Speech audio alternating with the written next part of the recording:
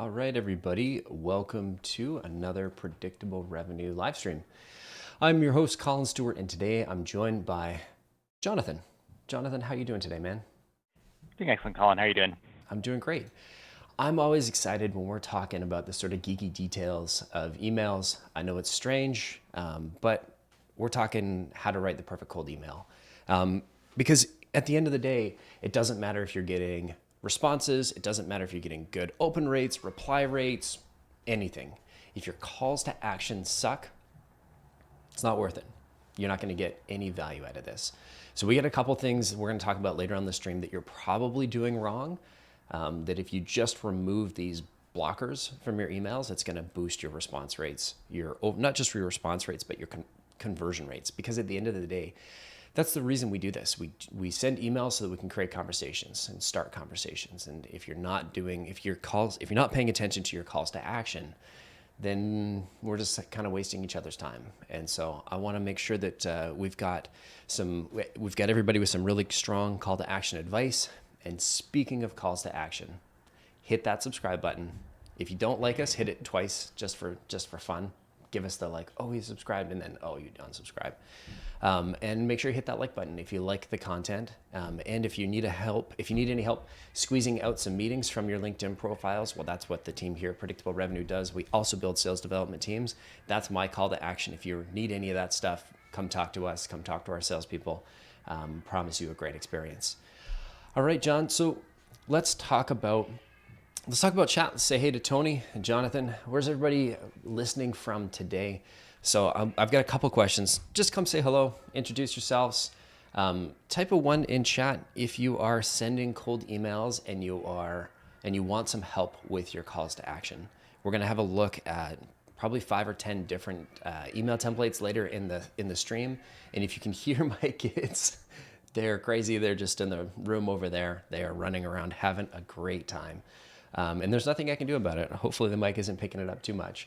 But type a 1 in chat if you've got some calls to action you want us to have a look at, but only do it if you're brave. If you're not brave, don't type a 1 in chat, because we're gonna give you some helpful but some critical feedback. So No John, mercy. yeah, totally, no mercy whatsoever. Why are calls to action so important from your perspective? Well, I mean, they're basically what you're asking your prospect to do. And in most cases, they're not going to do a whole lot of anything without any prompting. You're really trying to make things as simple as you can for them and make sure they don't have to think too hard about what they need to do.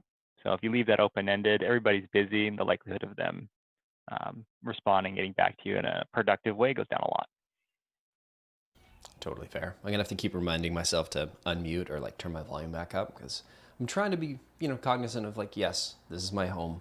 This is my home office. Yes, there are kids in the background, and we're all familiar with like, it's real life, and so there are people that live at home that have kids, and so I'm just trying to keep that down. But I just want to say hello to Julia dialing in from Mexico, Zach from Atlanta, Tatiana from Washington, Jordan from Houston, Tony. I do the standard terrible double CTA. Tony, what are you doing? Show me your double CTA. I'll be honest, Tony, I've been so guilty of that. I still sometimes do it, and I have to like really remind myself. There's one thing that's even worse than the double CTA. We're going to get to that a little bit later. We want to talk about some of the basics here, but let me know. Do we want to talk about, should we go, just type 1 in, or type a 4 in chat if you want us to spend a bit more time on, what's up, Vlad from Lithuania? Type a 4 in chat if you want us to spend a little bit more time on sort of what makes a good sales email, or type a 9 in chat, as in no, if you want us to jump right to the good stuff. So why don't all good stuff, Colin. I mean the like working on messaging together, so we can spend a bit more time with like some of the theory. That's Jonathan and I doing the talking head stuff, or we can get right into like, hey, let's help everybody out. All right, I'm seeing some 4s, so let's jump in. Jonathan, I know you're gonna you got some slides to share. Mm-hmm. Why don't you help us out there? Absolutely. So everything looks good. Looks good. Excellent. We're going to do a lightning round of just, the fundamentals of what makes a great cold sales email. Please go and watch the first iteration of this live stream if you want to see us go through this in more painstaking detail. Let's get going. So there are a couple principles that we want to bear in mind when we're writing cold sales emails. And it's that you want them to be clear, you want them to be concise, relevant, and personal. So what does that mean, you're asking? I won't go through the silly jokes that I put in here. They're great jokes. Go watch the first one if you want to hear them. Do them again. Clear, like windows, but not these kind of tinted or fogged ones, more like the outside windows there. Anyway, it was better the first time. Still funny the second time. Still funny the second time. Just because I butchered the delivery. So the first principle is that your emails need to be clear. I won't go through all of these, but a couple key points. Sales emails are not the place for like crazy buzzwordy marketing copy. No offense to any marketers on this call.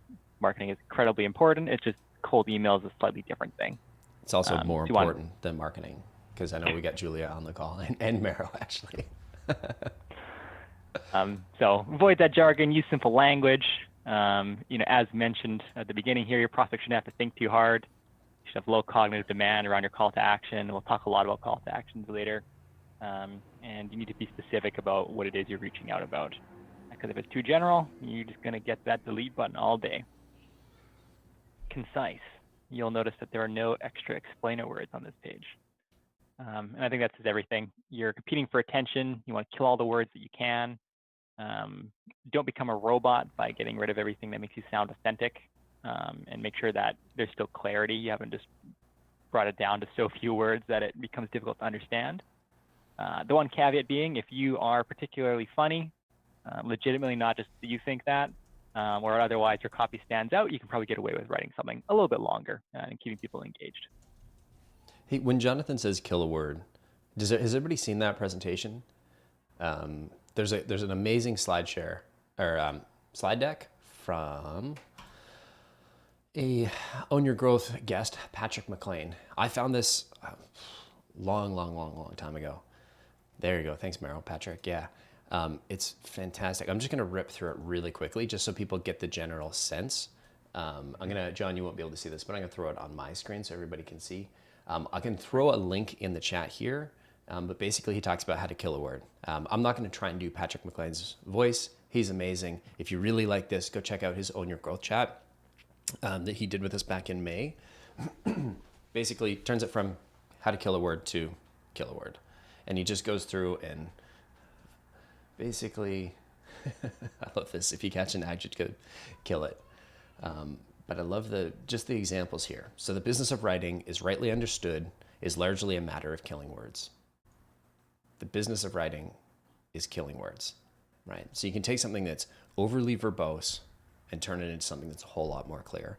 And the reason why I think this is so critical is the more that you do this to your messaging, right? This is a complex statement that's challenging to understand, right? And the harder it is to understand at a glance, the fewer people are actually going to read it. Or they might read it, they might skim it, but it's not going to sink. It's not going to resonate with them.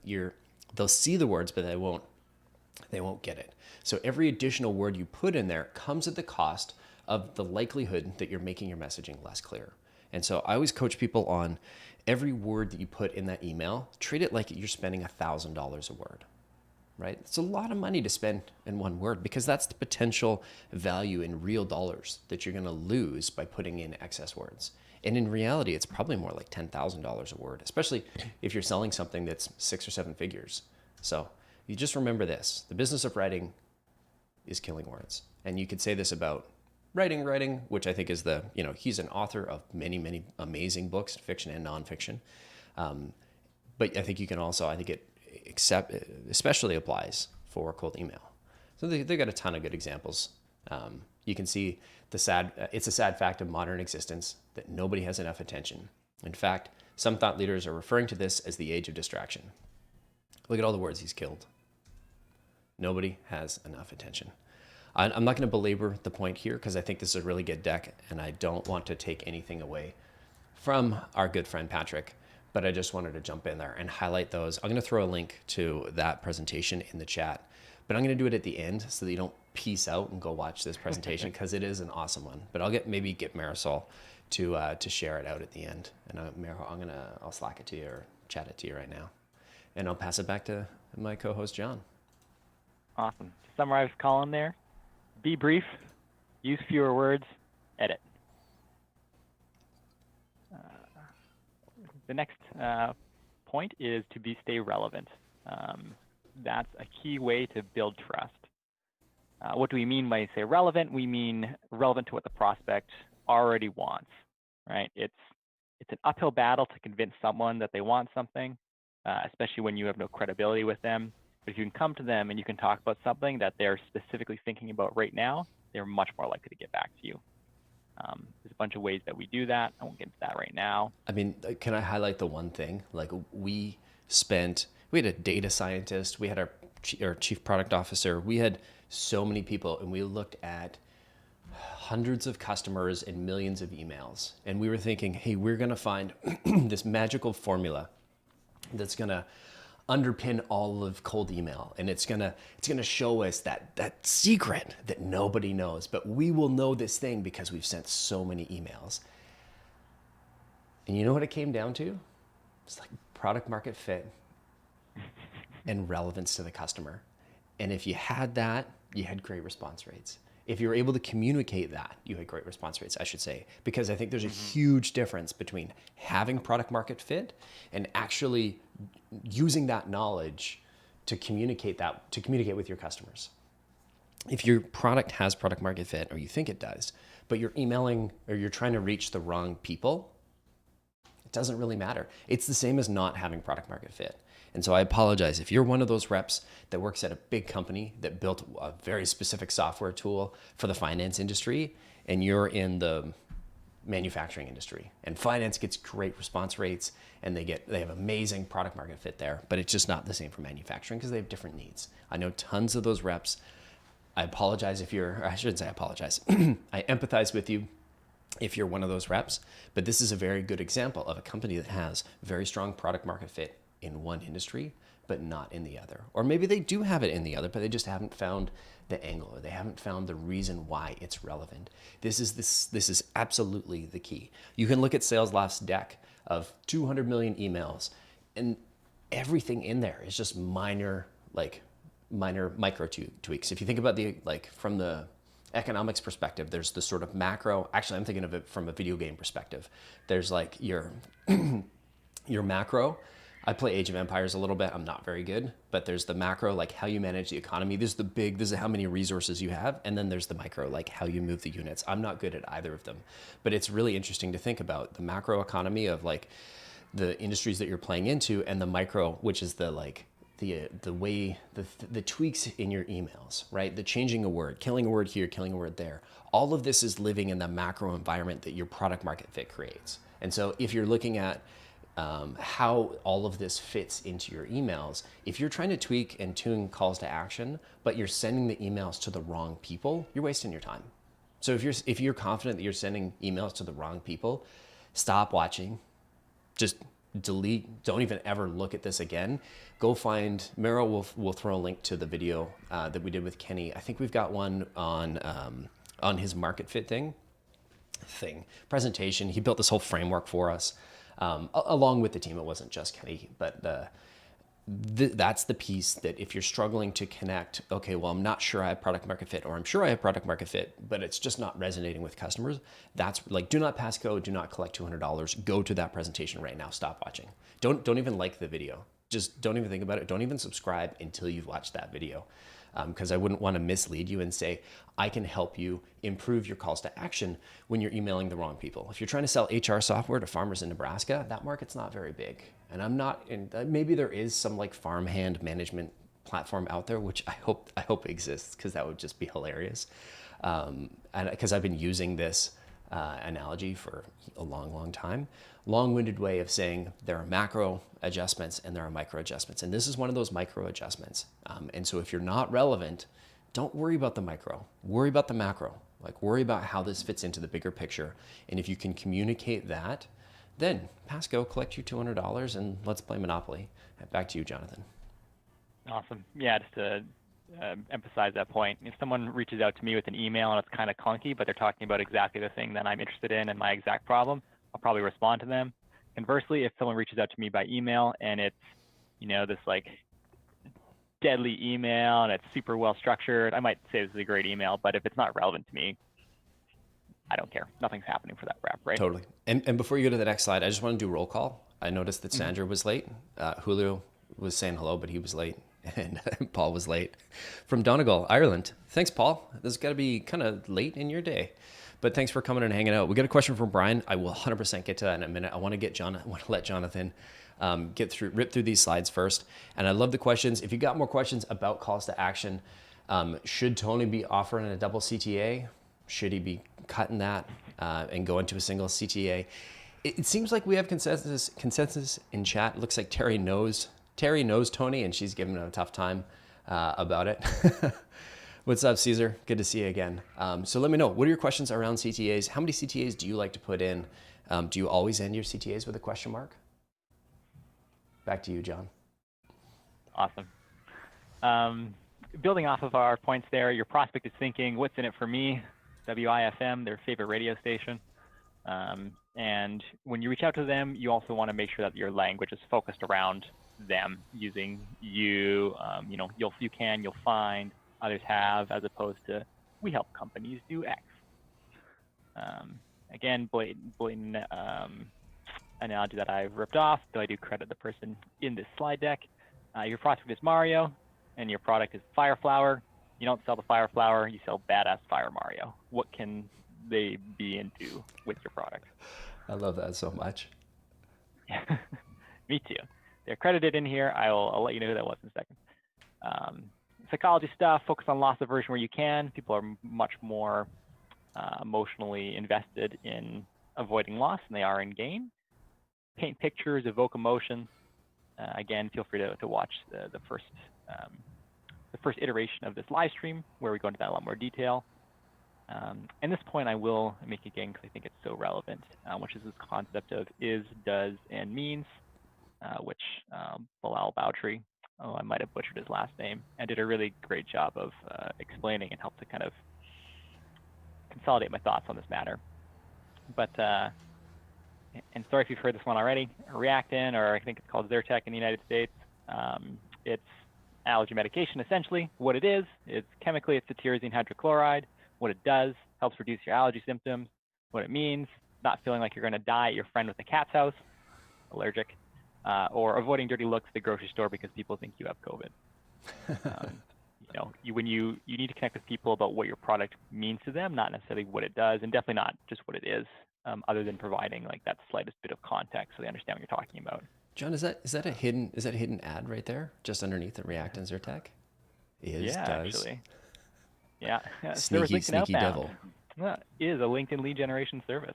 Does. One of our strategists creates, executes, and manages outbound LinkedIn campaigns on your behalf. What that means for you is instant access to LinkedIn strategies tested across dozens of clients and industries. You don't have to guess what will work, and rapidly scaling your number of outbound sales meetings with very low risk. See, I'm gonna call you out on this one. We're just talking about killing words. That means is chat. It's not the killing words slide, Colin. Right. But you're right. You can't talk about, hey, you should kill words and then write gobbledygook like that. Not that it's not accurate, but there's so many words that we can kill. I'm going to go copy that and see if we can kill some words. I'm going to paste that in chat. Not because I'm trying to do an obvious product placement, but just let's rip on John a little bit. Anytime we can give people an opportunity to make fun of us, I think the better. Absolutely. Yeah. So I'll paste that in chat, but I'll let this one slide for now, but we're coming back to you. All right. And our last point here is personalization, #human connection. People want to know why me, why now? If you're going to personalize, it has to make sense. That doesn't mean that the thing you use to personalize has to be super related to your product. There are lots of great examples where people have just found interest that someone has, found a witty way to reach out, acknowledging that interest, and then kind of tying it into their product. So lots of great content out there around that. the kind of sweet spot is about 20% personalization, where sales loft found that doubled reply rates. If you have a large market and the time it takes to do that would, cut your volume by more than half, you should probably just focus on other optimizations. If you have a small market or you can do this quickly, it is super worth the effort. And yeah, I guess we'll come back to this in a second. That's all I wanted to cover for just that initial bit of context there. Cool. I got one more thing that's where I'm going to go off script just a little bit here. If you bear with me a few seconds. This is, I haven't finalized everything here, but I wanted to give people a sense for like how what we're talking about kind of fits into the greater picture. And John, I don't even think I've showed you this yet because it's still kind of in the works. But I like showing off things before they're ready. And actually, I'll have to share this with you. Let me just pull it off screen here. I've got a bit of a formulaic approach. And John, check your Google Drive in just a sec. Your name is John, not predictable revenue. Apparently I can't spell your name. There you go. On its way to you right now. Okay, so now that John has access to it, let's have a look. So when we're looking at creating predictable revenue, and Rob, I see the question, and Brian, I see your question. I'll definitely get you in a sec. I just want to rip through this formula here. Let me know, is this too small? Make the text maybe a bit bigger. There we go. Just so we stay nice and focused here. So this will be shareable by the end of the month. It'll be up on our website, but right now it's just a Google Doc. So if anybody's really stressing for it and they want to remember something, drop me an email. It's my first name at predictablerevenue.com. So this is the predictable revenue formula. This is how all of these things that we're talking about, this is how they all fit together. And so really what we're talking about today is really the consistent top of funnel, right? It's how do we consistently book meetings with people that we don't know, right? So companies that we've never talked to before, how do we create an opportunity there, right? How do we start a conversation? And so that's the sort of first piece. The second piece is how do we turn that conversation into revenue? Really, how do we make sure that we're following up and working every opportunity to the best possible outcome? And then making sure that we're giving it time. So I just want to put this in the grand scheme of things. Those three things are the key to predictable revenue. If you do one of these things, but you don't do the other two, you're toast. So if you want us to do more of a chat on the formula, on the methodology at another point in time, type of one in chat now, and we'll come back to it. I can go a little bit deeper if people are curious, but I wanted to just jump into one last piece here, which really comes down to we've got, if I zoom in and let's pretend this is live and I double click on the formula, consistent top of funnel. I want to see what is the formula that equals that. And I originally had this written as an Excel or Google Sheets style formula. And when you looked at it, it was that was way too many brackets. This is hilarious. It was fun and interesting for me, but it was kind of gross to look at and really grok and understand. I will try and do a formulaic representation, not for sharing, but just for fun, because it's something that I feel compelled to do because I'm weird. So if I double click on consistent top of funnel, I'm not talking specifically about sales development. I'm talking about just booking meetings, consistent top of funnel in general, right? And there will be channel specific things, and I've got a piece for that a little bit later. But really it comes down to three elements. It's the strategy, it's the design, and it's the execution, right? And I think what we're talking about here is sort of in the middle of design and execution. And what I mean is with the strategy is effectively how much can you invest, right? So it starts with how much can I invest to profitably acquire a customer, and then you pick your customer acquisition channels and styles from there, right? And so that's going to inform what the whole what the sequence looks like, who we're going after, the kind of channels we're going to use to reach our customers, our prospects. For example, if you have 2 customers or 2 prospects total, if you can only ever sell to say SAP or Oracle, if those are your only 2 potential customers, but it's worth, each deal is worth $100 million, I guarantee you're gonna spend a whole lot of money. I would give it would make financial sense if you gave you could give somebody on the other side a Ferrari in order to get that deal, and you'd still have an amazing cost to acquire a customer. Now, I'm not saying we should all give away Ferraris, but I'm saying It would make sense. I know one company, and I can't say who, but they had a similar approach. Their deals were a little bit smaller, and they flew all of the executives from the one company they were trying to close to, I want to say, a small mountain town in the Swiss Alps, and they had like 15 supercars for them to drive, and they spent a day or two driving supercars around. They must have spent hundreds of thousands of dollars on this event. It was a 2-day event. They closed like $50 million. So would you spend $500,000 to close a $50 million deal? Absolutely. That's probably not what the majority of us are doing, but that's the sort of high end.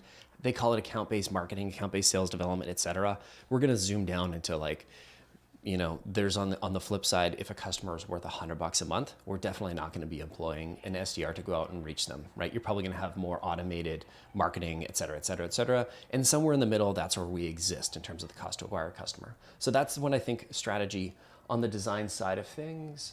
Basically, we're trying to figure out the targeting hypothesis, the messaging, the need. This is that market fit. That's that product market fit stuff I was talking about. And then we get into the execution of the channel specific stuff. That's where this really lives, right? And then there's all the, once the meeting happens, is this aligned with the Rev team? Do you have consistent data, et cetera, et cetera, et cetera? So I just want to put this in the grander sort of pull us up a level and see how it all fits into the grand design of the formula. So I'm going to I'll put my formula away now because I can annoyingly talk about this forever. But if you're keen, let me know in chat, and maybe we'll do a session on this, or maybe we'll spend some more time talking about it later. But I don't want to ramble on because I want to talk about it. I want to ramble on to help you guys. We're here to serve the 63 viewers that are hanging out in YouTube right now, which I appreciate the hell out of you. So I'm going to throw it back to John, and I think we were going to answer, actually before I throw it back to John, we're going to answer Brian's question. So Brian is asking, do you recommend asking for the meeting in the first touch? We've been trying to be less salesy and not have an aggressive CTA in the first few touches while attempting to build rapport. Well, do I have the data for you? That's actually a great lead up. I promise we didn't plan this. But there's a company called Gong.io, which has had a lot of buzz lately, and their content marketing team is awesome. They incorporate a lot of funny memes and stuff, but the key thing is that they always produce content that has really great and insightful data about the exact things that you want to learn about. And they did research on exactly that question.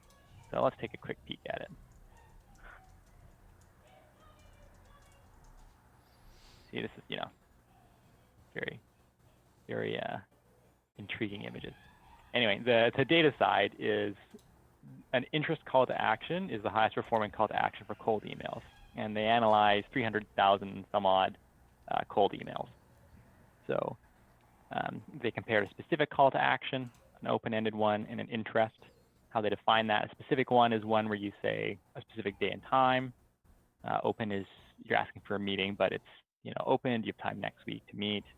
And an interest call to action is you're asking for interest, not a meeting. And they found that outperformed by more than double. And their reasoning here is that time is a finite resource, and people think about it that way, especially busy people. And so asking them for their time prematurely, creates a negative reaction. However, interest in confirming,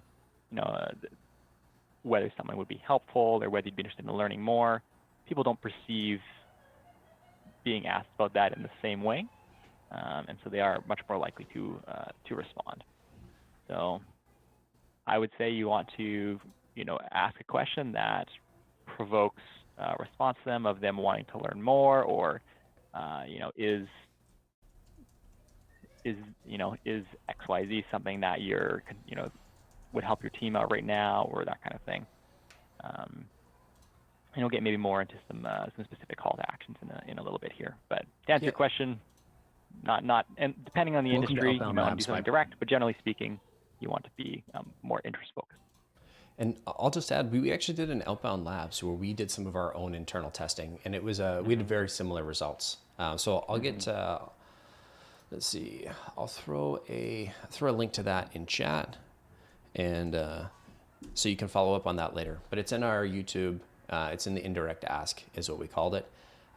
This was one of those discoveries that sort of tied in with the relevance. Sort of when we realized, hey, it's all about relevance. Our first piece was what we realized. The thing that sort of unlocked in my head was, I mean, obviously, of course, how did we miss this for so long? And then on the flip side, it was okay. Well, if we don't know that we are relevant, we don't know we're having a relevant conversation, have we earned the right to send that call to action? And that was the piece that really stuck with me, because it was my idea and I think I'm brilliant.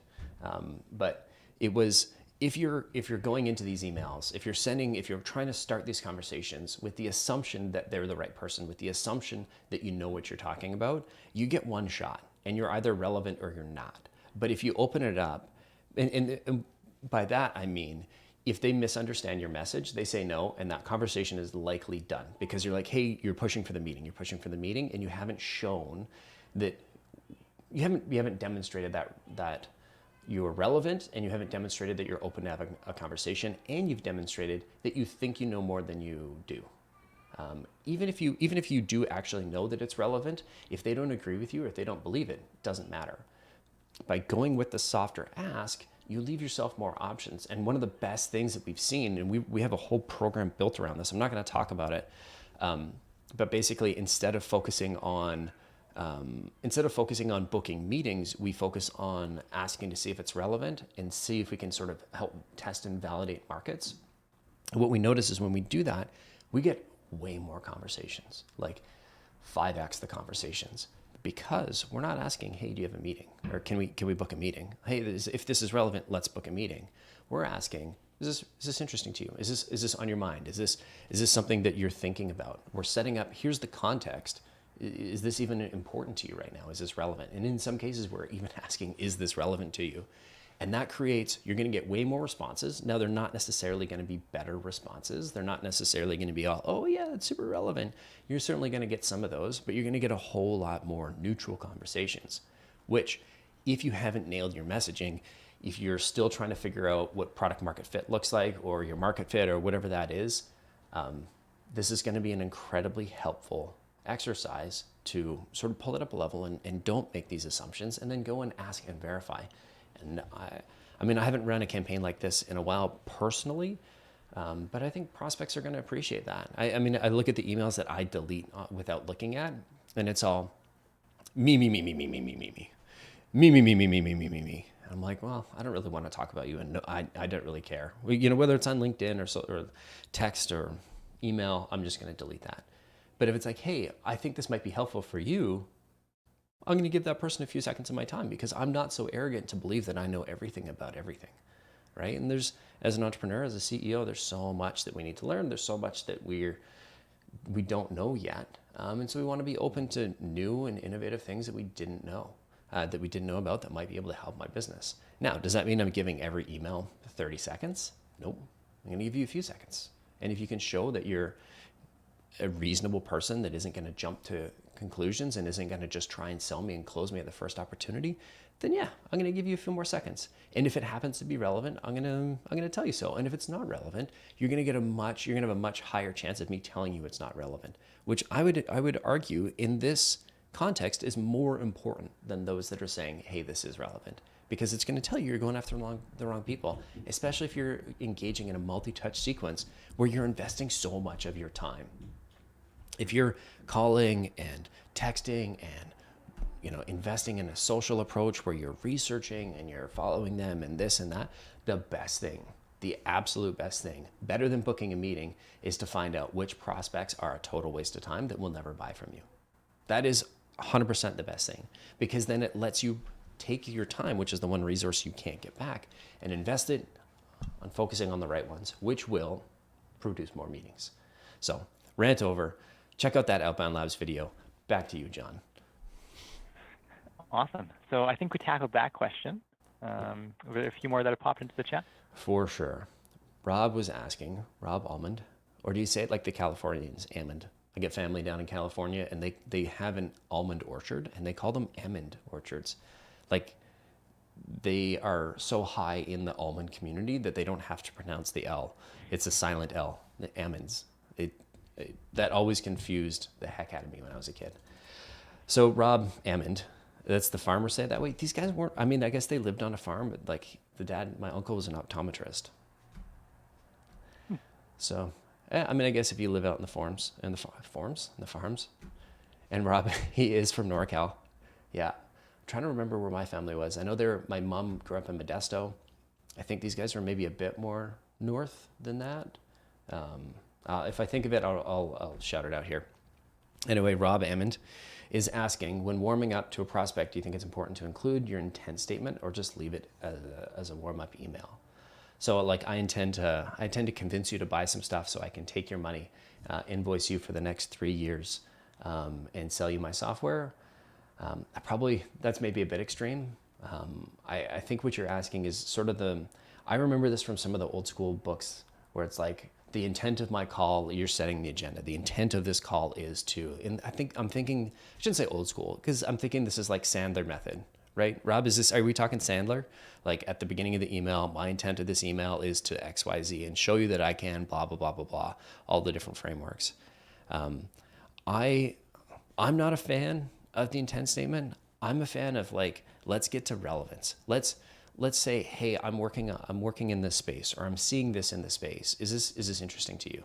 I'm a massive fan of the soft CTAs in those opening emails, because like I said before, we're not talking about a buying conversation. We're not even talking about booking a meeting yet. We're talking about confirming that it's relevant. And so you don't know what your intent is, unless you're saying, hey, my intent is to see if this is relevant to you, which is, maybe something you can try.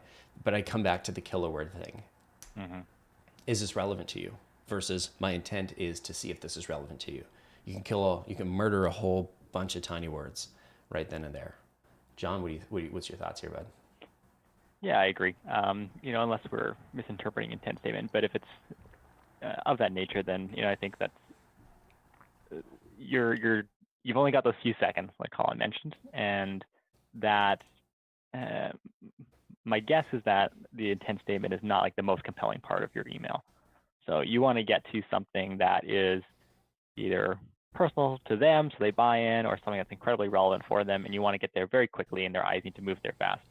And especially if there's an executive and they're probably looking at it on their smartphone, you're going to run into the danger of having your message be longer than their screen, which severely handicaps the interest that they might have in it.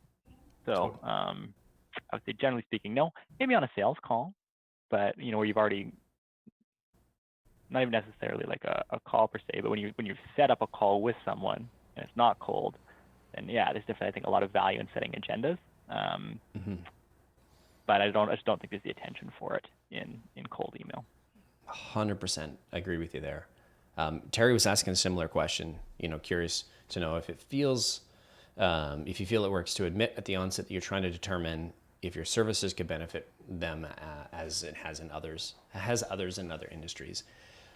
Again, if I think about the do I have the right person, or like, do I have the right company? Do I have the right person? Is this relevant to you? Are you interested in a call? That's sort of the things that we need to confirm first. So right company, we can probably do some of that research, or hopefully do some of that research. Right person, you should have a good idea of if this is like a relevant job title. Is this relevant to them at this point in time? If yes, then all right, is it worth some time to book a meeting? And so those are the things, that's just sort of the order of things, the way that I would want to confirm things. You can do some of those by yourself. You have to do some of those over email.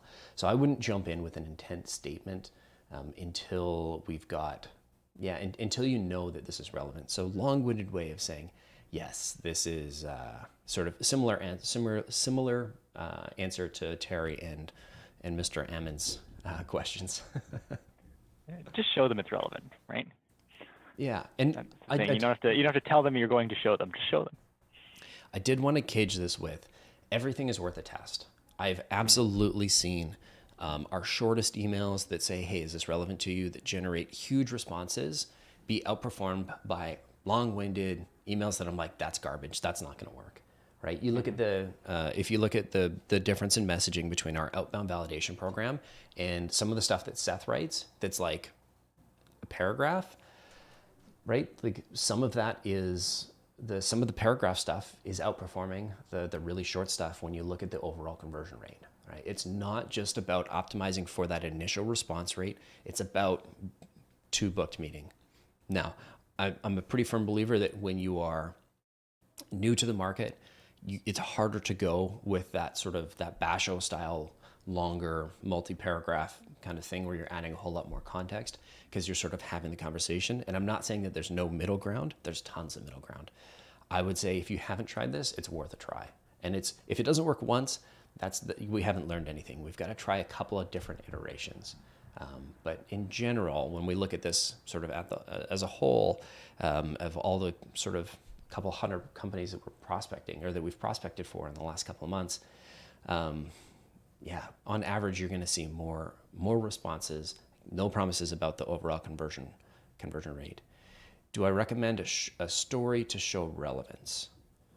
That's a really interesting one because you're getting into, I love the customer story element. I love getting into using that to sort of display that, hey, we've valued, like social proof, really. And I think that's what Tony's talking about. And absolutely, we want to bring up social proof.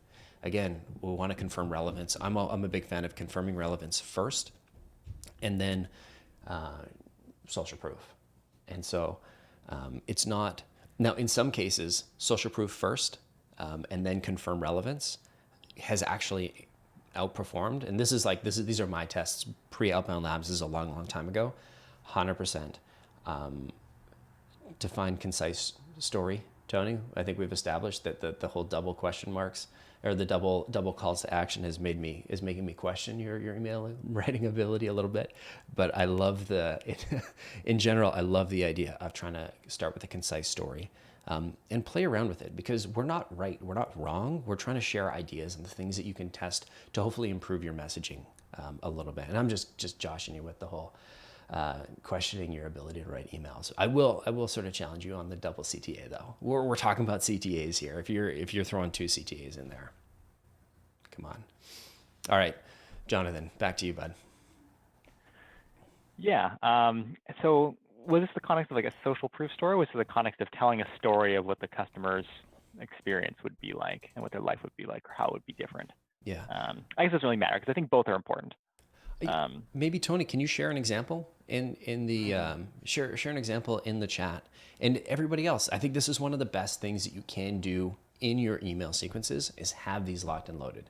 Now, I'm not saying you should be sending these as the first component of every email, but if you're emailing into the manufacturing industry, having a story, a customer testimonial, a customer story, a story about a customer achieving some outcome that would be relevant to them.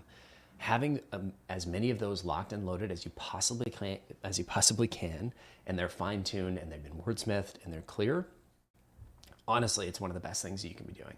Right? If you're not doing this, you're leaving so much value on the table. These are so easy to do. If you have customers, you can talk to them. You don't even have to have their permission because you don't have to call them out as this company, right? We're literally just telling stories. And this is something that we've been doing since the invention of the campfire a long, long time ago. So Tony, throw your story in there. I'd love to help you wordsmith that. And Sandra, I see you, Paul, Jeff, if you're using, tell you what, I'm just going to be direct. Call to action. Send me your quick customer stories. Put the full version in there in chat, and we'll help you wordsmith them. All right. So Tony is saying this process has done X with customer Y, which has improved expenses by 22%. All right. Let's work on this one, John. How would you? I guess How would you? What changes would you make to this one? So I think the key thing with stories is it has to be really relevant to what this other person cares about, right? Because where case studies and things like that can go wrong is if there's not that connection in there. Because no one cares what this person did if it's not what they're thinking about. So it's assuming that is what this person cares about because the targeting is really similar or something like that. Mm-hmm. It's tricky to say without seeing the whole email, I think, but I think you could probably frame it, or you could probably make it even a tiny bit more concise, customer X was able to, do Y using Z. you could probably cut down even in a few words there. And, that's something that obviously, so like that is, unless you've been very specific in like how they achieve that, you need to make sure that you have some level of precision and specificity somewhere else in your email. Because, reducing expenses or growing revenue or things like that, there's these super general things. So be mindful that when you do use a customer story and it has an impact on one of these like very high level metrics, that somewhere in that message you're talking about you're contextualizing that pretty well. Maybe not getting down into like the technical nitty gritty, but you need to make sure that it stands out from all the other grow revenue, reduce expenses emails that person has probably received that day. Yeah, that's totally fair. I'm just gonna, let's see if I can just snap this to the right hand side. Yeah, and then I'm gonna snap, get John and myself on the other side. So John, I've thrown Tony's message into the doc there, and I'm gonna see if I can. I'm just gonna try wordsmithing it. R2, we've got one here. We got a couple questions. I'll jump to. So R2, have you found providing options? Oh, okay, great question. I'll come to that in just a sec. I'm gonna try finishing wordsmithing Tony's here. So Tony, what industry? What are you working in? Because like this is a good starting point, and I love that we're including stories. I love that we're like bringing customer. Oh, come on. I promise I know how to use Google Slides. Vendor management. Oh, cool. What kind of vendor management? We had a customer in vendor management, and I remember talking to them initially, and I was like, that's not a real thing. That's like we're not going to be able to help you guys at all. And they've closed multiple $1 million contracts, and I've done this with almost every single one of our biggest customers. Not intentionally. It's not a sales move. It's not anything. I'm just like, I don't think it's going to work. I wouldn't recommend using us for that. And they're like, no, you're wrong. It's been a very humbling experience sort of selling for predictable revenue and working here. Cause the more that the more I know, the more I realize like, I don't know X about Y. Sarah's got a great saying that I probably shouldn't say on stream. But it's got 2 potty words in there that I wouldn't say in front of my kids. So let's just leave it here.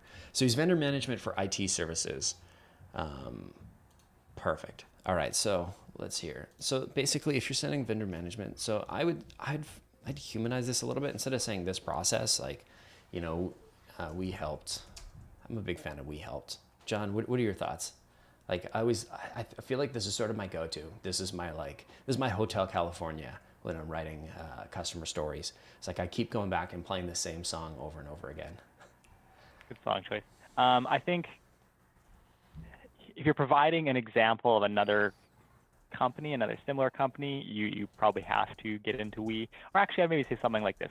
Company X was able to achieve, right? Like you're trying to empower either the prospect or the company that you're providing an example of. So you can kind of avoid using I or we too much and probably just say like, X company was able to da da da da da. The other thing you have to be careful of is ROI can be tricky. There's some more Gong research on ROI and sales emails that I'd recommend looking up. But the gist of it is that like it really has to be couched in specific context. Otherwise, people just don't believe you. Just some number, right, that you're throwing out there. So as long as you're being precise in what you're talking about and you're not just discussing some kind of generality, it's okay. If it's too general, it actually hurts your response conversion rate. So I totally agree. I think the 2 things that I would focus on is one, I'd drop the 22% because without the rest of the math, it's like, I don't know, maybe they'll get it, maybe they won't. And you'll know your customers better than I will.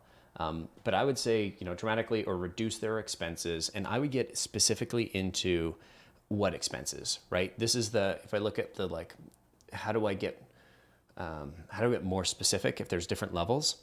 Dramatically reduce expenses, right? Dramatically reduce their IT spending expenses, dramatically reduce spending on tools that they're not using anymore, right? So we're getting a whole lot more specific. So we helped another IT services company reduce their spend on IT services, on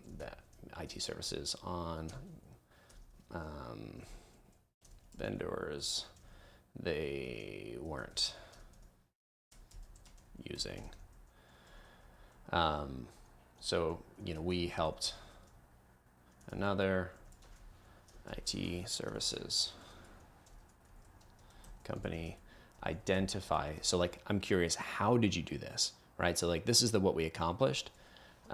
We helped them identify, let's say, what's the word that you use when you're paying for software? I know there's a technical like industry term when you're using software, or you're paying software, but you're not using it.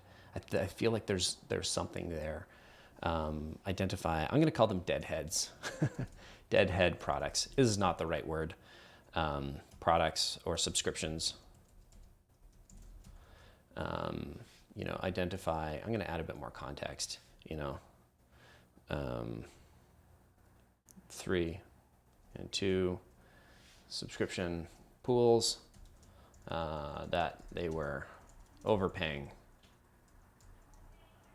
for. I can't even spell overpaying. Yeah, I like where you're going though, Colin, right? You're providing some more specifics around it, which makes more relatable, because they go, oh, you know what? I know we have vendors that we're not really using then. TK is saying decaying. Terry's saying validate services. We helped, and I can, Tony, if you want to see these slides, these are all just like my scribble brain dump. And if you, TK, I appreciate the help here. If you've got other suggestions, toss it in chat. And let's sort of wordsmith this together. Sorry, John, I missed the first piece of what you were saying because I was reading a comment there. Oh, no, I was just saying, like, I like that you are bringing a little more specificity into it. You have to help people understand that it's relevant to exactly what they're doing, and it's not just this general benefit that they can get. I would also suggest that you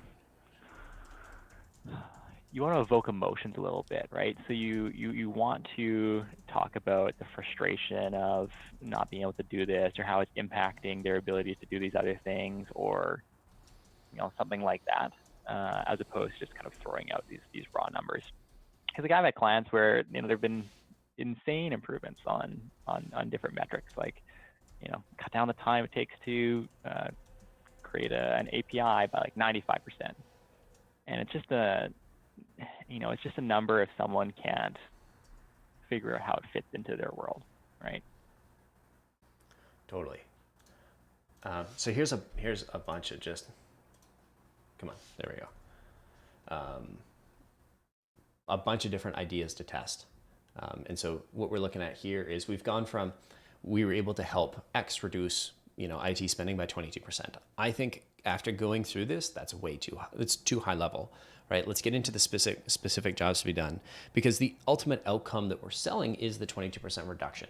But again, we're front loading that. And so you're telling me I can save 22% by switching to Geico without validating that I even buy insurance, right? And the luxury of this is we can share, or I think things need to happen in a sequence, right? You need to confirm it's the right company. You need to confirm it's the right person. You need to confirm it's relevant to them right now. Then you need to confirm what the specific job to be done that they're looking to accomplish. It's challenging to just jump and say we can save you 22% because you're not confident with it. We can save you 22%. I'm glad I see your conversation there. I'll get to you in 1 second here. And so basically what we want to do is confirm, and here's where we kind of get into like, I don't know, call it job to be done bingo, right? And what we're doing here is we're spitting out jobs to be done. And when I say jobs to be done, it's if you're not familiar, I'll share a link later. It's basically a way of expressing the progress that your customer is trying to make. So like one job to be done would be reducing the cash that they spent on unused licenses, right? Like that's something that they're trying to achieve, right? And then why they're trying to achieve that is to save 22% by switching to Geico.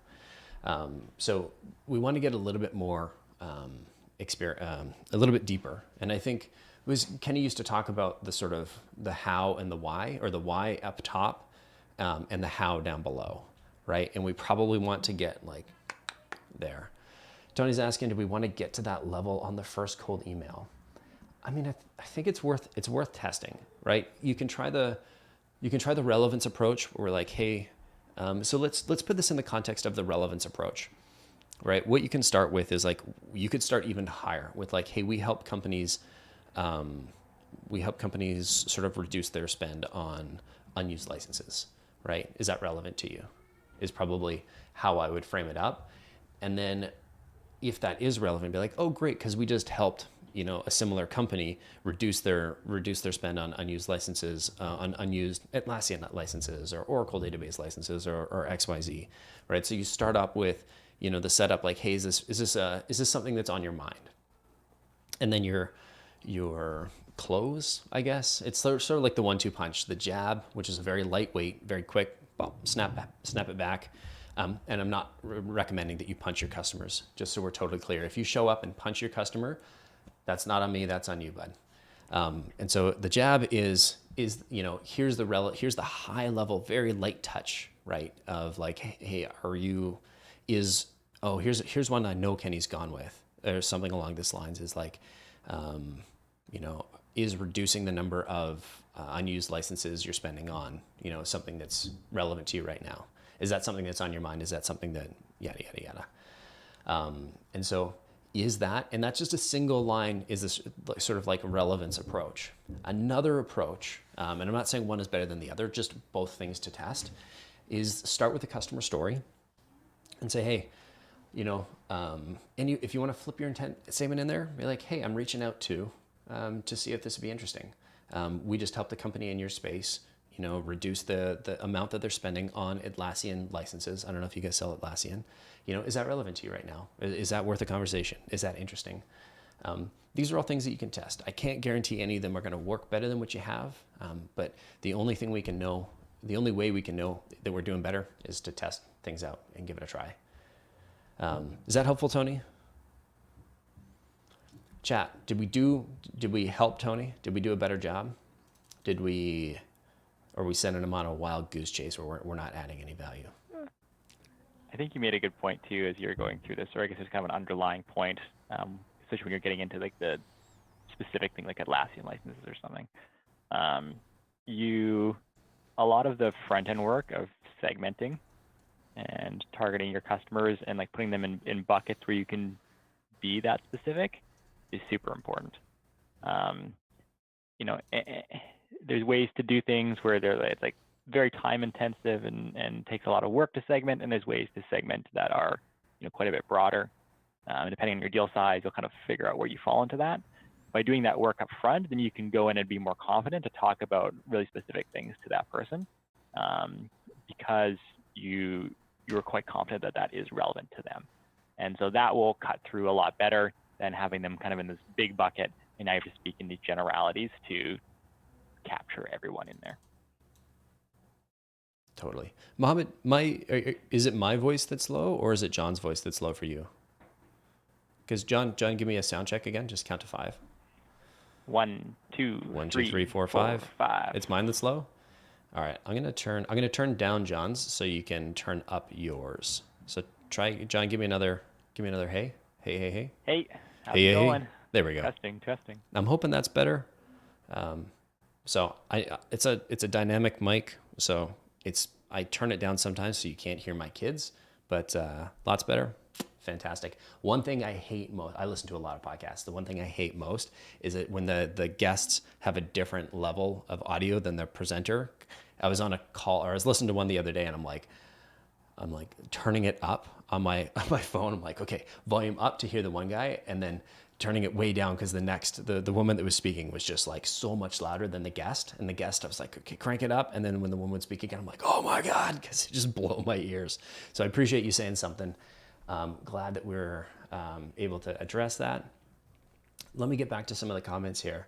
Okay, we answered Terry's chat. Got it. R2, I gotta ask, middle name D2? I'm sorry, I apologize. I had to ask. I know, it's a terrible, terrible joke. If you were my friend, I would call you D2. And if you don't get that joke, you need to watch more Star Wars. R2 was asking, my favorite name now, have you found providing options A, B, or C driving good results? I.e., reply if you want more info, B, more info in a month, C, not interested. I'm a huge fan of this approach. John, I'll let you, I'll let you jump in. I'm a fan. I'm guessing that you're not a fan of this approach. What makes you think that? I think you've seen the data. I like this approach later in a sequence. It's probably not something that I would lead with unless you're really funny and it's like a really engaging thing. But generally speaking, like as you're getting towards the end of a cadence, it's a great way to get people to respond to you and provide you a little bit more context that you might not get ending things in a different way. And so, for example, in our outbound validation engagements, that last email might be something like, or someone says they're not interested, for example, you might say something like, hey, no problem, I'm trying to understand the market better. Is that because this specific thing's not relevant to your organization? It's not your responsibility, or it's a global pandemic that's put a pause on all of your spending, right? Something like that. Try to avoid, there's some funny ones that are out there where there's like attacked by a bear and whatever. If you're going to do something where you introduce something funny, make sure that it's novel, because those are starting to get a little worn out. Is there a hippo in your office has been overused?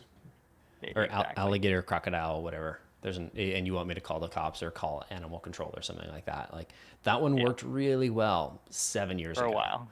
Yeah. Exactly. So maybe not an initial message, but if someone says they're not interested, or if it's later on in the cadence and you're trying to get some feedback, I think it's really helpful. Yeah, I would concur that I wouldn't send it as my first email. I would send it as either like later in the sequence as like the last email. Hey, I know I've been annoying. Do you want me to A, never follow up forever, or B, continue harassing you until the end of time, right? It's kind of funny. It's 2 options. Everybody usually does 3 or 4 options. Like I have a naturally sort of like dad jokey kind of sense of humor. And so I'm going to use that because it's fun for me. Honestly, I don't really care if it works with the prospects. If I'm having fun, it's gonna come across in my work without care, and it's not like, because I'm focusing on the things that I can do. I'm not focusing on how people are gonna interpret this. Now, obviously, you don't wanna be using anything that's gonna put your prospects off and give them a very negative impression. But I think there's a small downside in being like cheeky, cheesy, dad jokey. Now, to answer R2's question, would I use that in the first email? No. Would I do the 3? I probably wouldn't. I'd give them 2 because the 3 options has been so overdone. And especially the like colon, 1 bullet, 2 bullet, 3 bullet, which one is it? Which really drove me crazy because I've used this for a very long time as a salesperson. Later, like if I'm dealing with a prospect. But I read Chris Voss's book and I've got a new favorite, which is, have you given up on this project? Or is this still a priority for you? Steal those 2 because those are phenomenal. If you're later on, if you've got some engagement and they've shown interest and then that interest has gone away, hey, is this still a priority? I thought this, you mentioned it was relevant earlier. Is this still relevant? Have your priorities changed? Right? Really great ways of reactivating conversations. So I love it in that context. I hate it in the way that everybody's used it and they figured out our tricks.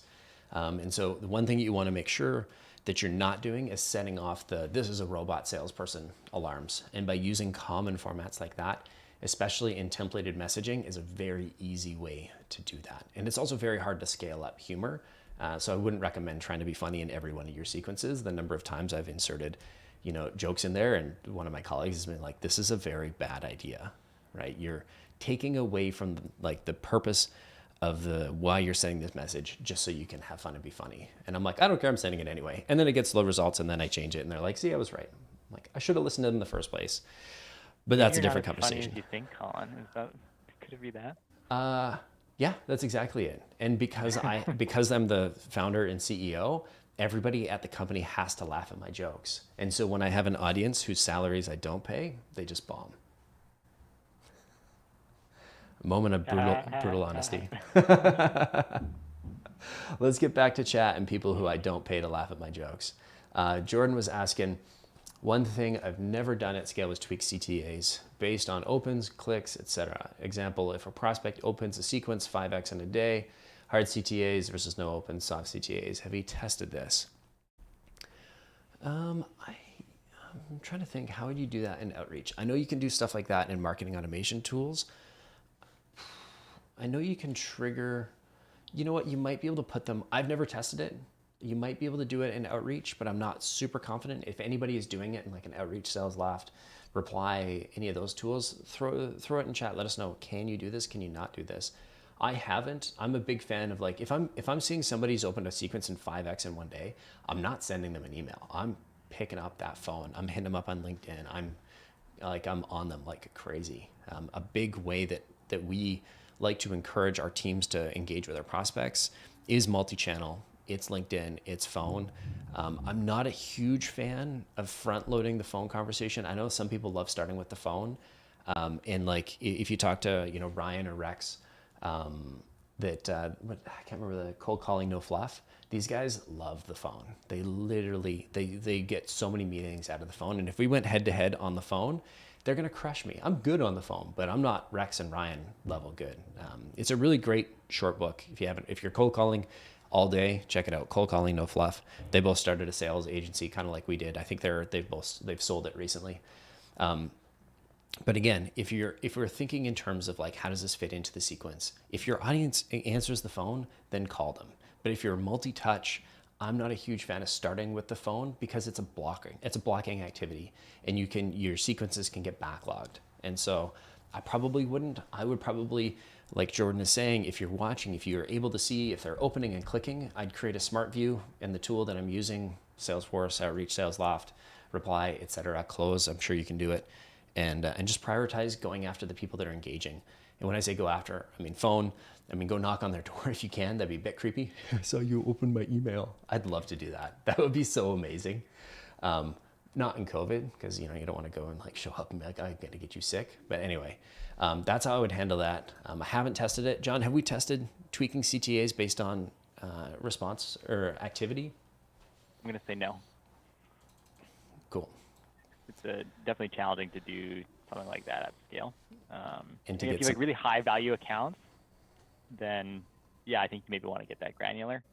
But that's like low on the list of things that I'd focus on optimizing, I think. That's fair. That's fair. And I think specifically, like, to get statistically significant data on those tests, it's just too many reply rates based on reply rates based on reply rates. You're never going to get enough volume to really get anything conclusive. So even if you could test, yeah. Yeah. Sorry, Jordan, I don't think we have too much to offer you there, but other than pick up the phone, which sounds like a really cheesy rap song or hip hop song from like 10 or 15, 20 years ago.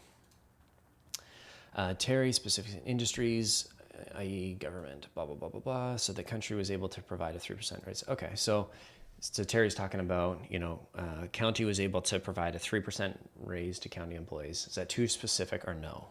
So let's say, so if she's saying, this is back to the call to action. I'm going to dupe this one here, and let's talk about Terry. Sounds like a, oh, come on.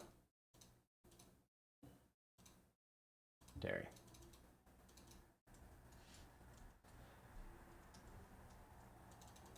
There you go, Colin. Thanks, bud. So we reduced costs with IT so that county was able to, county is the client, gotcha. Provide a 3% raise to county employees. Too specific. Ooh, interesting. What do you think, John? I mean, who are you reaching out to? I'm guessing another county. No, but I mean, like from a persona standpoint, like I'm guessing you're reaching out to an IT person. Mm-hmm. Is that right? I don't think the IT person cares. I mean, I guess they're a county employee and they could maybe get a raise, so they might care a little bit. But I think ultimately that's not something that they're super focused on, and not an outcome that they could really guarantee. Like even if they reduce the IT costs, it doesn't necessarily mean that that's where it's going to get funneled to.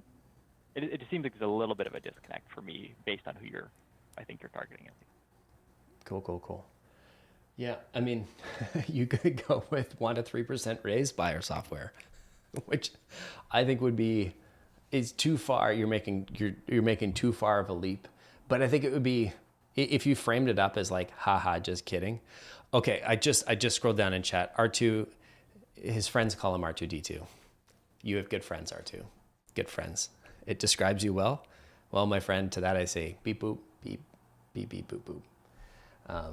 And if you've got any messaging, I'm 100% going to look at it in binary. So we're just gonna keep going.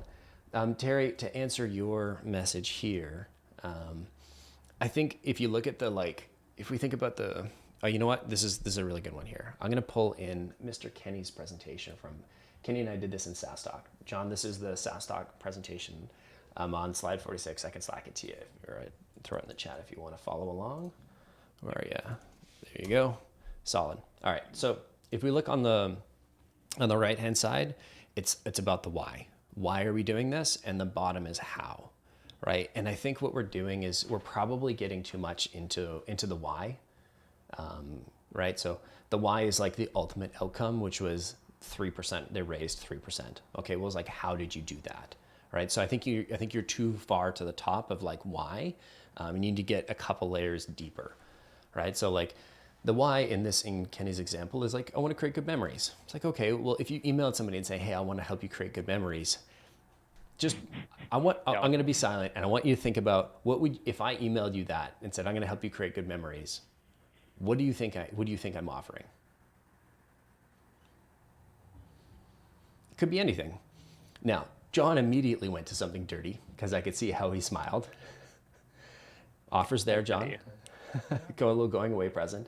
But if we say create memories, okay, next layer down is host a party for my friends. All right, if I email you say, hey, I can help you host a party for your friends. Now they understand where it's sort of, maybe we're talking about like an events planning service. They can infer based on the context of what I'm saying, right? And then it's like, okay, well, I can help you listen to music with your friends.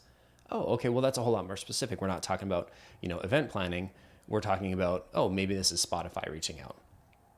Build a playlist to listen to later. Okay, well, maybe this is one of those like Spotify, like discover weekly playlists or whatnot. And then find new songs that keep my friend dancing. So you can see how this kind of levels up. And I think with the 3%, raise salaries by 3%, we're too high up in the why. We need to get down maybe a layer more specific into the how. Does that make sense, Terry? Is that helpful? She would block me. Terry would block me. Yeah, I'd block me too. I'd be like, this is going right into spam. Especially if it's somebody that looked like me, be like, I'm gonna help you create great memories. Like, no, you're not. I'm not gonna remember this email.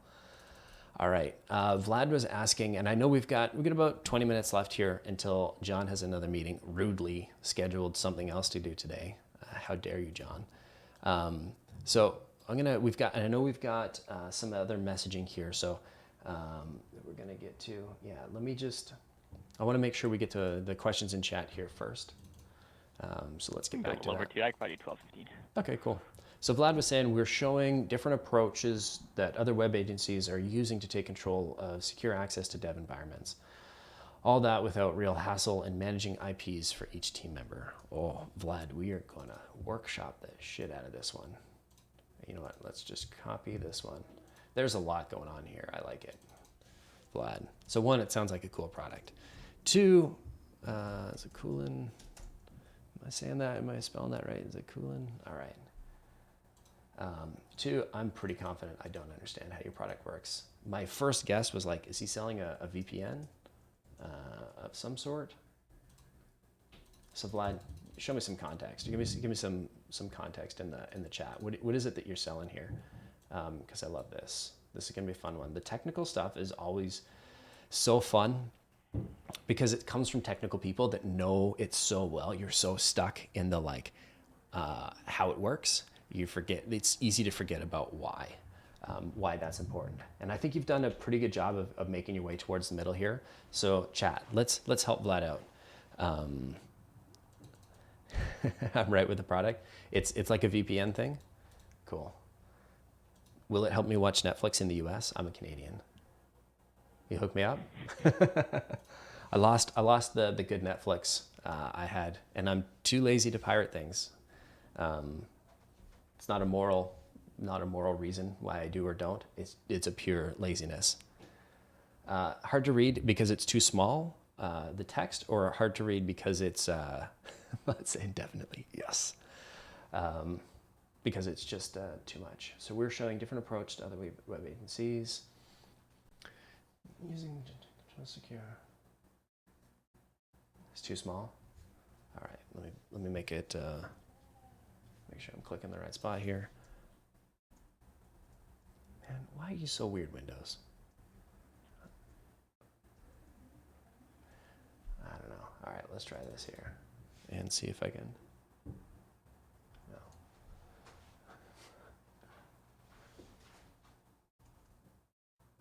Tiny little button. Dang. There we go. Sandra, is that better? Julio, better? Oh, you know what? I can make this the whole screen.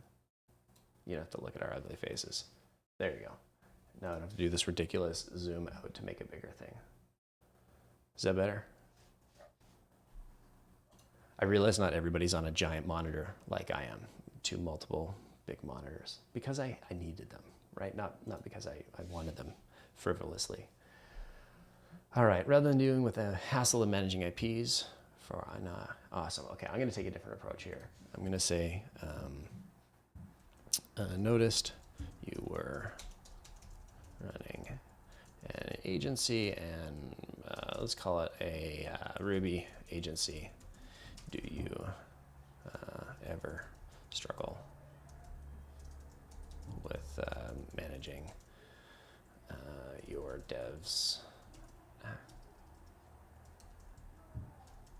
Apostrophe, developers access. Developers. Shut up. I gotcha, don't worry.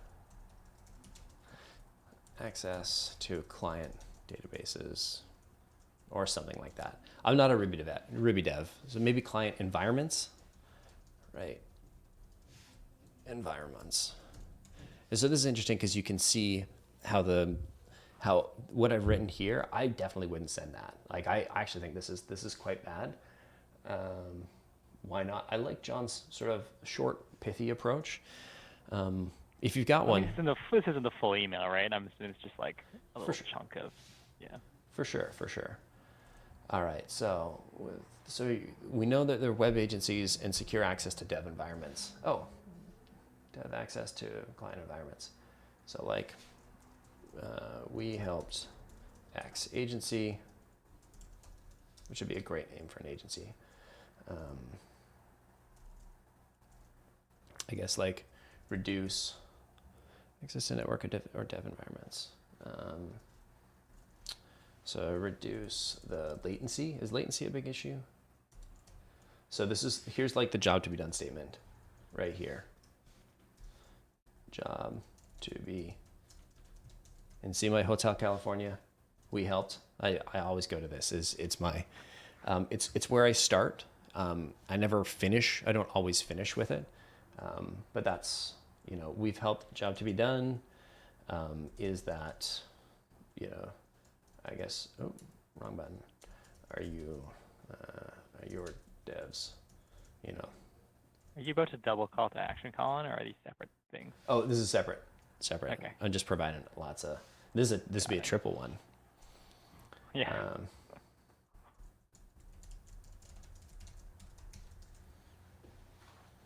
Just like that. So we've helped them. And when I say call to job to be done, I mean like access, reduce the time it takes to access client dev environments, decrease the latency accessing clients. Stuff like that is probably where I would go with this one. John, let's give it one more iteration here. What are your thoughts? Yeah, I mean, there's just ways to say it much shorter, right? Yeah. Create some more space. Come on, chat. Let's help out Vlad. I think did we answer your question? Yeah, we did answer your question. Okay. While you do that, John, I'm just going to go through and make sure we haven't missed anybody's questions. Yeah, I guess one thing I wonder is like how big of a pain is managing these multiple IP addresses? Is this like something that they can just deal with once and then forget about, or is it something that constantly comes up? Like, is this the thing to focus on? Like, how salient is it? Knowing nothing of the space or solution.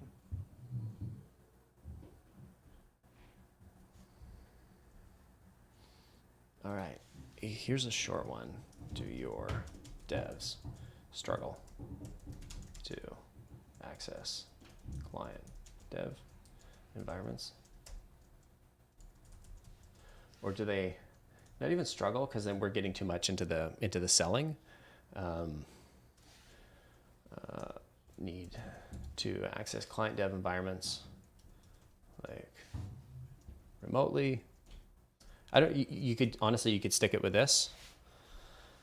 You could do client dev environments. You could add on, dev environments securely. You can add on some descriptors there. If it makes it more relevant. But honestly, you could just stick with this as like a relevance approach. Say, hey, do your devs, do you need to log into XYZ? And that starts the conversation, because if they say yes, not only have you confirmed that they have devs, right, but they also are an agency that has devs and needs to connect. And so then you can hit them with, oh, that's cool. We've helped clients do XYZ. Also easy to manage employees that have joined or left, right? So, do you need to, manage, access to, etc. So Do you ever run into like X problem when employees leave, or yeah, do you ever like run into access problems when employees leave? we just had one of those recently on our end, so not quite the exact same context, but No, totally. All right, TK was asking. All right, so Vlad, hopefully this was helpful. Shoot Marisol an email if you want this whole, if you want these slides that have all our crazy notes in here. Same to anybody, if you want to see all of our suggestions, iterations, just shoot us a note and let us know if that's helpful. Sometimes I find it easier to see what other people are writing. And so let's get back to, so Vlad said, yep, that was helpful. Cool. Shoot Maro an email. I had another question from TK that I was just starting to ask. What is the best position for a CTA from my experience? John, why don't you lead us off here? I find that generally speaking, messages seem to flow the smoothest when the call to action is at the end. Yeah. It just tends to, it usually just becomes a bit clunky when it's in the beginning, is generally what I've found. Maybe you have like a really great template or structure for that, and that's not the case. But, generally speaking, we're ending on what we're asking them to do, because they want the context first, and then like what are we asking of them then? That being said,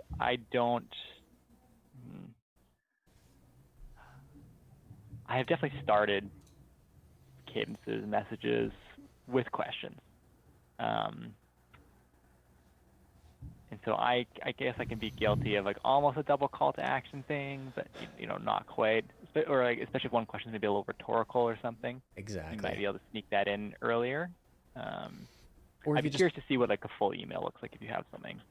So I would say I'd agree. In general, you want to end with the CTA because it's a story, and like you said, you want to get to that end point. But there are some times where it's going to work, where you lead with the CTA, say, hey, want to jump on a call to talk about XYZ? Here's the context, right? Like, do you have 5 minutes to talk about a call for XYZ? Here's the context. Some people are going to respond better to a more aggressive approach, especially if you're selling into like salespeople that have less attention.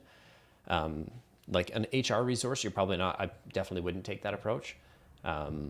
But it totally depends. It's different styles, right? And different styles are going to resonate with different personas. And so it's something to test. If I think about what I imagine, a New Yorker to be reading their email, I imagine they're going to want me to get to the point, just because that's the stereotype about they walk fast, they talk fast, they think fast. right? So if that's the persona that you're selling into, then go with that. They don't have to be from New York, but you want your style to match and resonate with the person that you're sending it to. If they are more verbose, or they're in an industry where they tend to be more verbose, then I'd be a little bit, you've got a little bit more leeway, a little bit more wiggle room. Does that make sense, TK? Is that helpful? If you've got something specific for us to look at, I'd be happy to. What if the user doesn't get to the bottom to reach the CTA? Then your email is too long. I don't have a bleep button, so I can't swear and we're live, but if they can't, when they open the email, if they can't see your CTA, email's too long. I think if you think about everybody's using like an iPhone 6 to 10, right? Optimize for what it's going to show up like in that first line of text if they have notifications enabled and you can see the preview. That's the space you're working with. John, I know you've got an opinion here. Yeah, how people view messages is also not linear, right? So they kind of look at it, they either capture like the first sentence, or they look down and they look at the call to action or the PS. Like people actually tend to read like a PS, one of the first things, and then they kind of scan back up and they go through it if it's interesting enough. So they'll see it if it's there, typically, and it's not too long. But that being said, like if it was in the beginning, okay, so if you had it at the end and they didn't get to that point because they weren't interested in your email, putting it at the beginning is not going to save you, I guess is kind of how I think about that, right? Because even if it's at the beginning and the rest of your email is just not interesting, just because they saw it doesn't mean they're going to answer, right? John, I want to pass it back to you here. So I totally agree. I'm going to throw up some messaging. Actually, can you screen share? We've got a couple I want to wrap with. We got a few more questions. I'll come back to them. We had promised, is it Morale, to look at his messaging. So can you screen share? I'm going to drop for about a minute and I'll come right back. But let's start with that one. I'm not sure if we have the full context for that one. So why don't we And there's one from Sandra in there as well. Sandra, yeah. We'll start with Sandra. So let me get back to full screen here. Hope it's been helpful for everybody so far. Everything loads slowly because everybody's working from home. All right, I believe we are good. So Sandra, good morning, Jonathan. Have you ever used coins for your direct mail acquisitions or fundraising campaigns? Oh, Sandra, you're back. Our coins are great fundraising tool. Organizations use our coins for direct 55% increase in direct mail donations, 59% increase in back-end premiums as part of our donor level contribution. Awesome. Sneaky Sandra. So you are using a call to action at the beginning here. So I just wanted to say this email is so much better than the one you shared the other week. So awesome job on this. This is like a night and day world of difference. I hope this is doing a lot better for you. Let us know in the chat. I can't see the chat right now, but we'll get to that when Colin's back.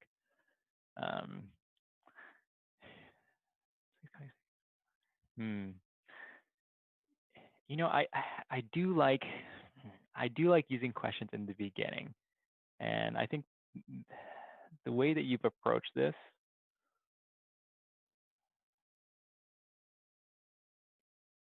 you kind of manage to have two call to actions, but they don't conflict with each other, right?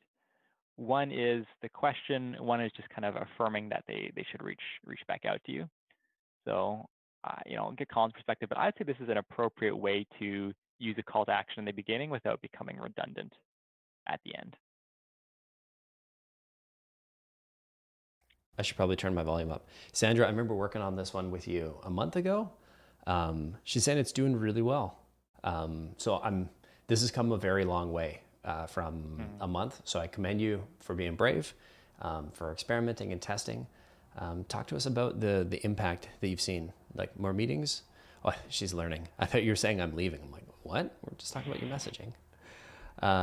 So this is, like John said, this is a great one. What would I change? So I probably get, what's the subject line, Sandra? Because like if I was doing this, I'd have my subject line as like fundraising. Oh, like I wonder if it's like fundraising tools. 3 meetings and many answers. Fantastic. So let me know what the subject line is, and because I think that would have an impact on how I would frame this up. Honestly, I don't know if I think I would keep that. I think I would keep that opening question. Coins, great fundraising idea.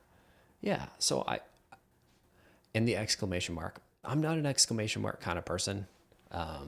It just seems like you're too excited. And I'm like, this email already has too much energy for me. I got pass. That's my personal preference. This is not like genuine good sales advice. This is just what I would see. One thing to test would be, so the subject line is coins dash great fundraising idea. I think that's sort of right in the strike zone. I'd try like new fundraising tool or like out of the box fundraising tool. Not out of the box. That's too many words. Something like Fundraising idea. Sandra's saying, I'm excited. So that's fair. The other thing I would do maybe is, if you've got, please contact me to discuss further. It could be something like,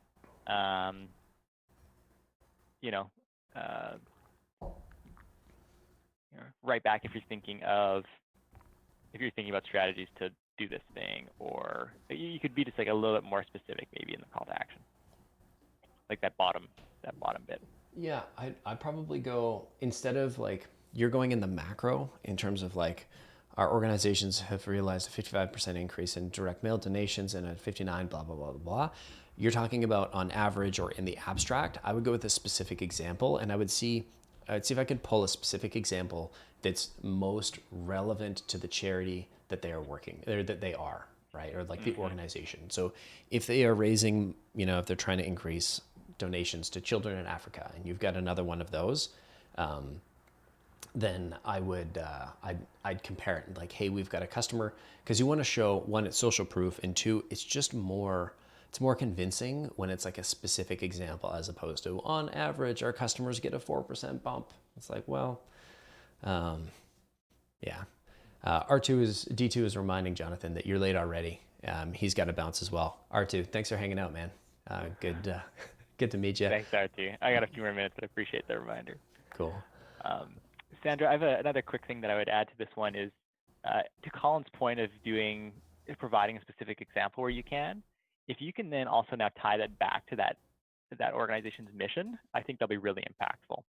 You say like, organization X was able to, realize a 55% increase in direct mail donations, enabling them to, support X, amount more people with who have breast cancer, or something like that. Like if you can just like figure out like, how do you tie this back to, so people don't work in nonprofit because they're super excited about all the money they're going to make or things like that, right? That's typically not what happens. They're excited about what their cause is. So if you can tie this increase in direct mail donations to a specific story, or at least a general story of how that impacted the cause of that organization who's a client of yours, I think that will really resonate with these people. Yeah, and I like that you're driving towards specificity here, right? We're talking one customer story. We're talking about, and I would pick the one that's the most relevant to that individual. So I think there's a dead horse here, and we're kicking it. The one other piece that I would look at in the subject line, Sandra, is there an opportunity to create like a bit of curiosity?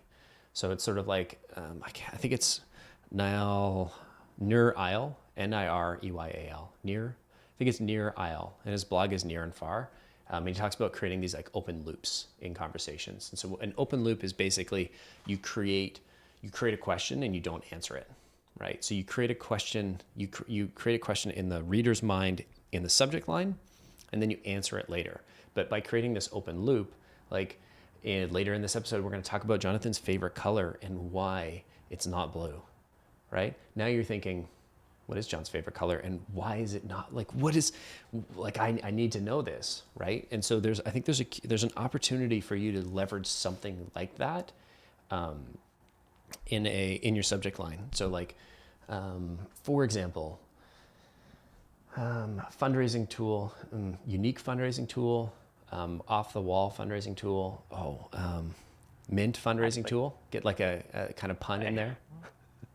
I just like fundraising idea, to be honest. Fundraising idea. Yep, That's that's how a good one. people are thinking about it, right? Like typically there's someone who's a very specific role which is related to fundraising, right? Or to direct mail specifically. Hmm. So, just talk to them about that, but ambiguously where they have to go into the email and figure out what it is. That's the key. And we can let you be creative with it, but 2 or 3 words I think would be ideal. Also, I think there's a missed opportunity if you're not printing out your whole sequence and mailing it to your client with a coin in it. Like for your really high value prospects, be like, here's email 1, here's email 2, email 3, email 4. Here's the cold call script I was going to send you, or here I was going to call you with this script. Here's us going back and forth. Like, here's what I said. Here's what you would say. Here's what I would say. Here's what you would say. Throw that in an envelope, toss a coin in there, and like only to your highest value prospects. I think that would be a hilarious way to stand out, because you're talking about direct mail, and you want to send us some coins. Can you get them into Canada? It's we're up in Canada. It probably cost you thousands of dollars to send it because it has to come by bobsled, and not bobsled, husky pulled dog sled, not bobsled. Bobsled would be very different. So yeah, I think that's where I would go. I feel like we're running out of gas here. I want to look and just make sure that we haven't missed any questions or comments or thoughts. John, thanks for sharing your screen. Jordan was saying there's a better chance of a snowball landing in an active volcano than us getting on a Zoom call. I think that was to my offer of a good time. So yes, I agree. That would be definitely. I would not reply to that one. I think Jordan was asking, can you share more persona data to navigate multi-channel sequences? Example, engineer. Threats more likely to respond to email, or CSOs prefer a knock on the door. John, what's your experience here? Sorry, I was trying to make sure that we had the information for Mural's question. What was sure. Sorry, what was the question? This one's from Jordan. And Mural, are you, throw one in chat if you're around. I think Marisol's trying to get some more context there. Just curious about matching personas and channels. So like, for example, going after CIOs, CTOs, very challenging over email, especially CIOs, because they tend to have their emails locked down pretty good, and they are the type that don't appreciate cold email exceptionally well. And they also don't answer phones. But social media we found that to be a fairly decent way of reaching them. Yeah, I would agree with that. I'd say we have had a lot more success with technical people through LinkedIn, for example. Calling these days can be challenging when people just aren't in the office. Where we've seen a lot of success with calling is maybe what we would also, all over the place, but a lot of traditional industries are very calling heavy, right? Like if you're trying to reach out to someone who operates logistics company or something like that, they're on the phone all day. So they're probably going to pick up their phone. If you try to call a CIO, well, mixed success.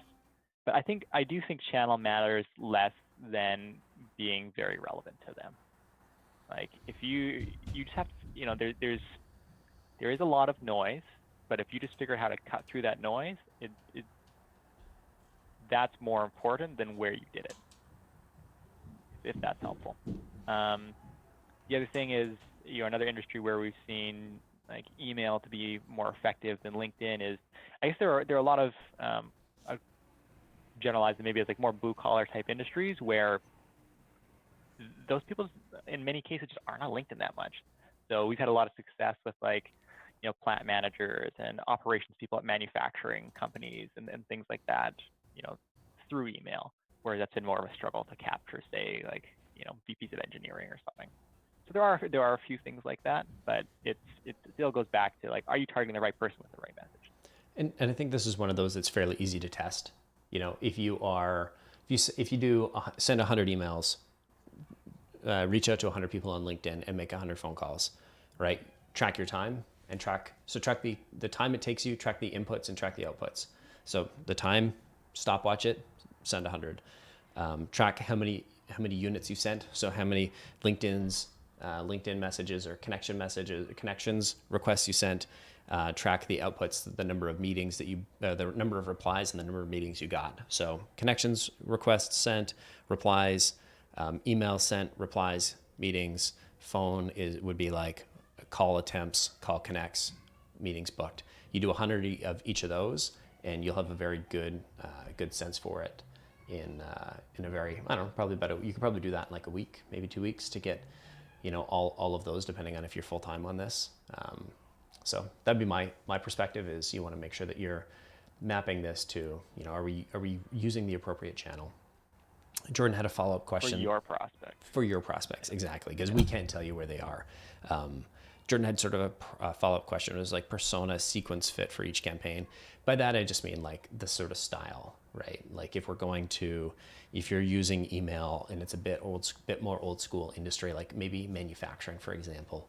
I suspect they're going to be not as tech forward as, say, the SaaS industry. A SaaS company, very different than if you're like emailing a manufacturer versus Slack. But they might be a bit more email heavy because, that's what they're used to, right? They also might have a phone tree, right? That's very easy to reach people, right? And so you want to be like mapping your styles to, if they're more verbose, if they're, used to data first, if they're used to social first, right? Then that's where I want to reach them. This whole piece is about trying to, it's mimicry, mirror your prospects as much as you can.